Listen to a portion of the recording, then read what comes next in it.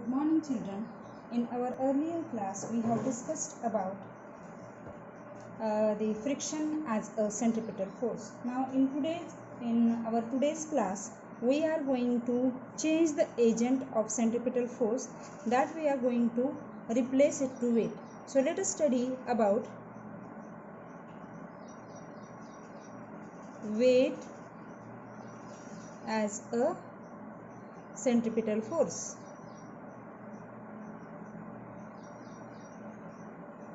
For that, we will take into consideration the case of vehicle, that is two-wheeler, or let us say cycle, turn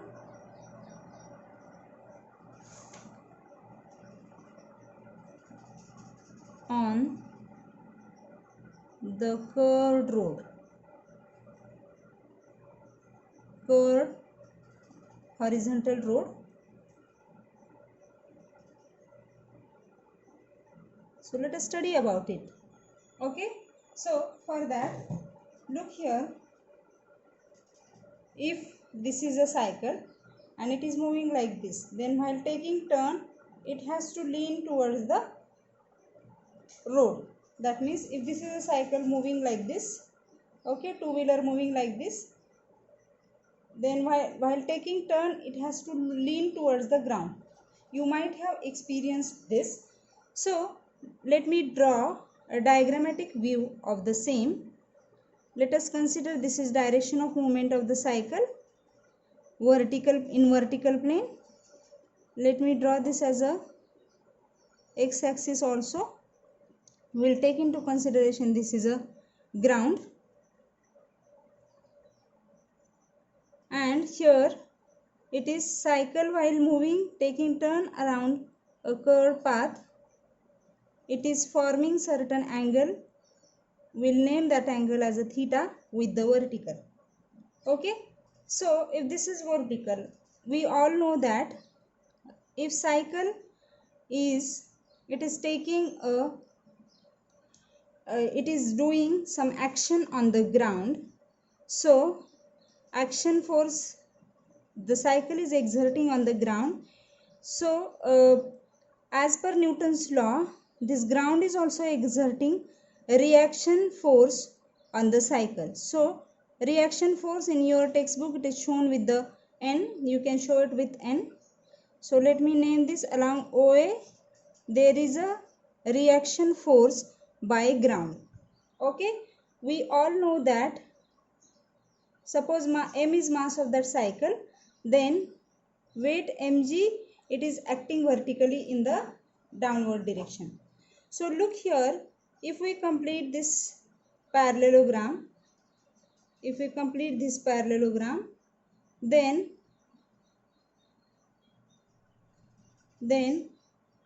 this will be a resultant.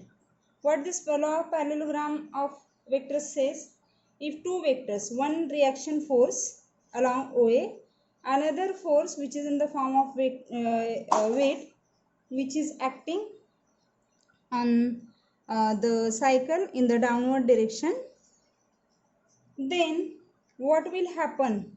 The resultant of these two must be along the diagonal. So my cycle must have fallen towards the ground, that is towards this axis.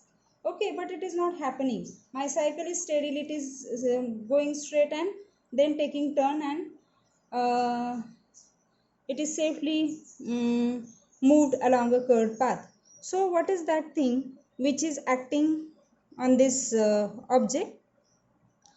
So let us try to find it out, and let us find the force which this object or cycle is experiencing. So for that, let us resolve this r component into its vertical, into its horizontal and vertical. So we all know that this is theta. If this is theta, then on completing this, by drawing perpendicular on the side OD, let me name this as a OD parallel to x-axis, and here this is OB parallel to y-axis. Here is my angle theta. Weight is acting mg in the downward direction. Let me name this side as OC. So in the right angle triangle, this OBA, it will be sine of theta will be front side AB upon hypotenuse, that is reaction R. Therefore along AB there is a force R sine theta. So along x-axis, but AB which is parallel to OD, this AB parallel to OD, so along x-axis, that is along OD, that is horizontal component of reaction force, it is R sine of theta. I'll number this equation as 1. In the same right angle triangle, if we take cos of theta, then cos of theta will be, it will be adjacent, that is OB, along this hypotenuse, that is OR, that is OA, that is our reaction force. Therefore OB is equals to R cos of theta. Therefore along this vertical it will be R cos of theta, and along horizontal it will be R sine of theta. Now if my cycle is taking a turn like this, here look here, R cos of theta, the vertical component, it is balanced with mg. Why I use this word balanced? Because neither my cycle is moving upward nor it is moving towards the ground. So it is in the balanced condition. It is steadily taking a turn. That means in the vertical condition, mg, weight of the object, it balances with vertical component of reaction force, that is R cos of theta.